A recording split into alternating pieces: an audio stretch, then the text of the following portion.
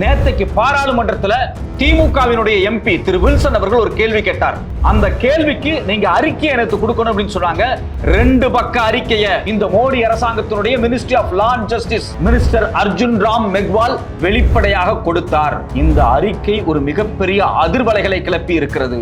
ஒட்டுமொத்தமாக இந்தியாவினுடைய மொத்த நீதித்துறையும் குறிப்பிட்ட ஜாதியின் கட்டுப்பாட்டில் இருக்கிறதா? 2021 இருந்து 2025 வரை இந்த நீதித்துறைக்குள் என்னென்னவெல்லாம் நடந்திருக்கிறது என்பது குறித்து மிக விரிவாக அந்த அறிக்கையில் இருக்கிறது. இது குறித்து வயர் பத்திரிகை நேற்று மிக முக்கியமான ஒரு கட்டுரையை வெளியிட்டிருக்கிறார்கள். திரு வில்சன் அவர்கள் கேட்ட கேள்வி என்ன, அந்த கேள்விக்கு இந்த மோடி அரசாங்கம் கொடுத்த பதில் என்ன, அந்த 2 பக்க அறிக்கையில் என்ன இருக்கிறது? வணக்கம், இது தமிழ் குரல். நான் உங்கள் சத்யராஜ்.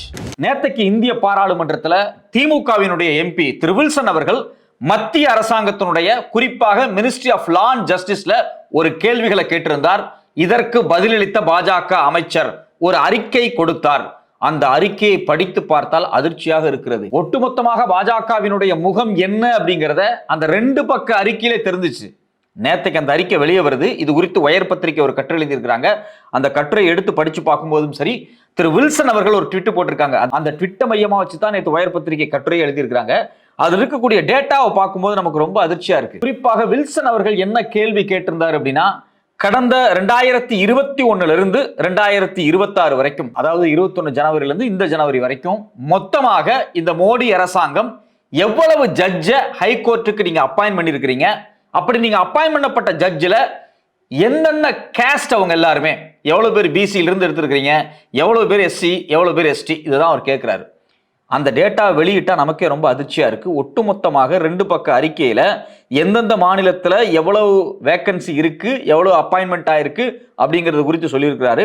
அதுல குறிப்பா பாருங்க, இந்த 2001 இருந்து 2026 வரைக்கும் 593 ஜட்ஜை இந்த மோடி அரசாங்கம் அப்பாயின்ட் பண்ணியிருக்காங்க. அதுல ஓபிசி பிரிவு, அதாவது பிசி எம்பிசி பிரிவு இருக்கு பாத்தீங்களா, இந்த பிரிவில் இருந்து வெறும் 80 ஜட்ஜு தான். அதாவது 13%, எக்ஸாக்டா சொன்னா 13.49%. இந்தியாவினுடைய 50% மக்கள் தொகை உள்ள ஓபிசிக்கள், ஒட்டுமொத்த இந்தியாவில் இந்த 140 கோடி மக்கள்ல 50% யாருன்னா ஓபிசி. ஆனா அவங்கள இருந்து எவ்வளவு பேர் ஜட்ஜா வந்திருக்காங்க அப்படின்னு பாத்தீங்கன்னா வெறும் 13%, 80 பேர் தான் இந்த 5 வருஷத்துல. இதை விட கொடுமையான விஷயம் என்ன அப்படின்னா, தலித் மக்களுடைய நிலைமை. ஒட்டுமொத்தமாக இந்த 5 ஆண்டுகள்ல இந்த ஹைகோர்ட்டுக்கு இந்த மோடி அரசாங்கம் பரிந்துரைக்கப்பட்டு ஜட்ஜாக்கப்பட்டவர்கள் மொத்தமாக 26 பேர் தான். ஷெட்யூல் காஸ்ட்ல, ஷெட்யூல் ட்ரைப்ஸ்ல வெறும் 14 பேர் தான். நமக்கு ஆப்வியஸா என்ன கேள்வி வருது அப்படின்னா, இந்தியாவில் ஷெட்யூல் காஸ்ட் ஷெட்யூல் ட்ரைப்ஸ் மக்கள் கிட்டத்தட்ட 30% மேல இருக்காங்க. இந்த மக்கள்ல இருந்து இவ்வளவு பிரதிநிதிகள் வரணும்.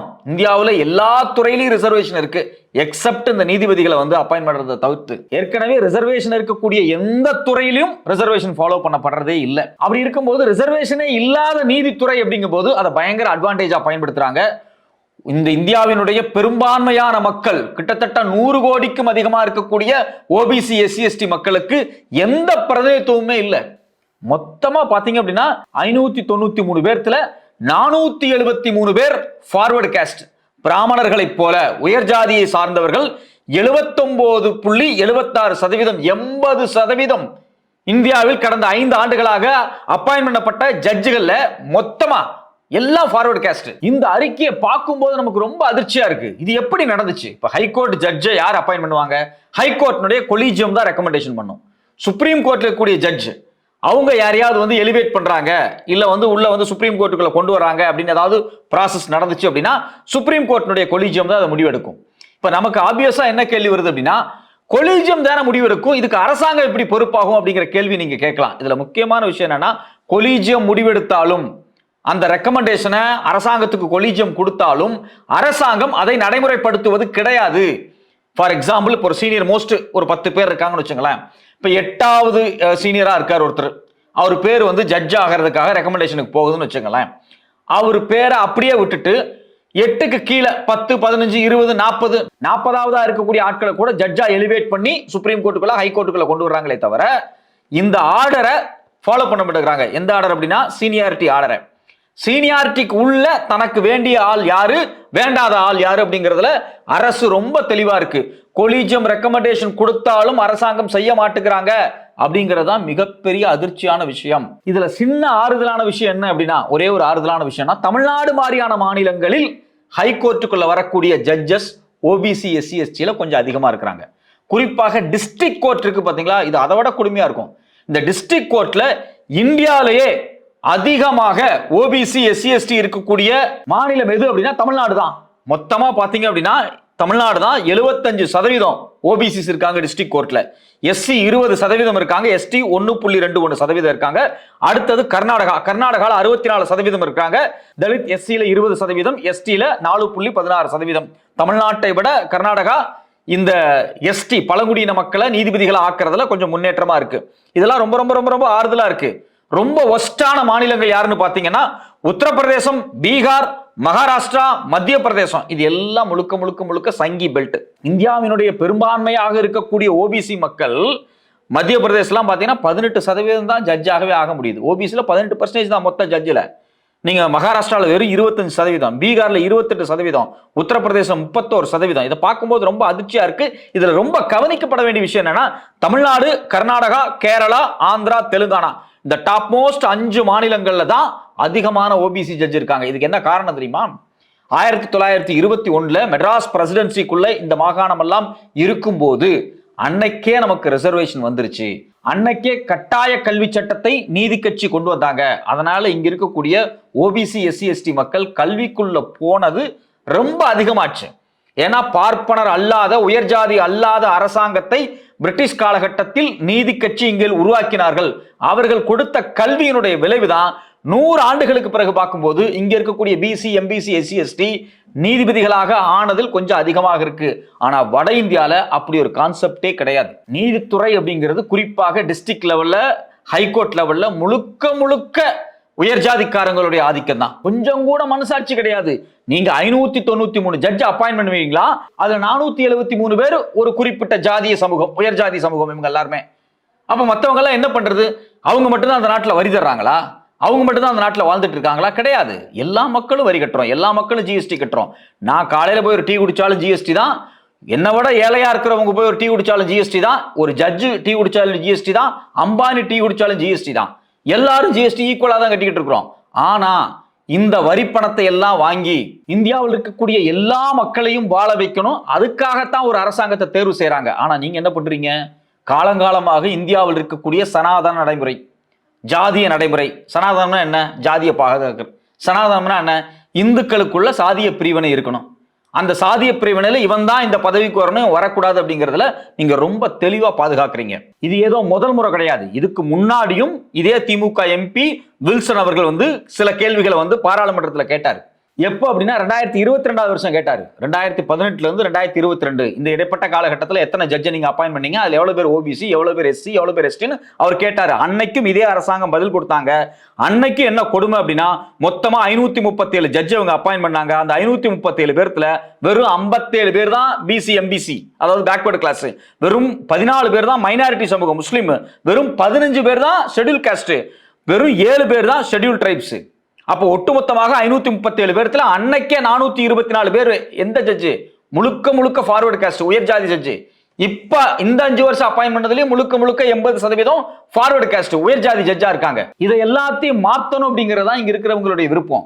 உடனே மோடி அரசாங்கம் என்னமா சொல்லும்? இதுக்கு தாங்க நாங்க என்ன சொன்னோம், இந்த கொலீஜியம் முறையே வேண்டாம், கொலீஜியத்துக்கு பதிலாக புது நடைமுறையை கொண்டு வரலாம் அப்படின்னு அவங்க சொல்றாங்க. கொலீஜியம் நடைமுறைனா உங்களுக்கு என்னன்னு தெரிஞ்சிருக்கும். கொலீஜியம் அப்படிங்கிறது ஹைகோர்ட்லயும் சரி, சுப்ரீம் கோர்ட்லயும் சரி, ஹைகோர்ட்டினுடைய தலைமை நீதிபதியா இருக்கட்டும், அவர் தலைமையில ஒரு 3 பேர் கொண்ட ஜட்ஜஸ் சீனியாரிட்டியா ஒரு குழுவா இருப்பாங்க. அதே மாதிரி சுப்ரீம் கோர்ட்ல பாத்தீங்க அப்படின்னா உச்சநீதிமன்ற தலைமை நீதிபதி தலைமையில ஒரு 5 பேர்கள் கொண்ட குழு சீனியாரிட்டியின் அடிப்படையில் அவங்க ஒரு டீமா இருப்பாங்க. இந்த 2 டீமும் தான் டிரான்ஸ்பர் பண்றது, எலிவேட் பண்றது, இது எல்லாத்தையும் முடிவெடுப்பாங்க. இதுல குறிப்பாக ஹைகோர்ட்ல நீதிபதியா இருந்து ஜட்ஜ் ஆகும் போது இந்தியாவினுடைய உளவு பிரிவும் அறிக்கை கொடுக்கணும். சோ இவங்களை கொலீஜியம் ப்ரமோட் பண்ணாலும் இறுதியா முடிவெடுக்கக்கூடிய இடத்துல ministry of law and justice இருக்கு.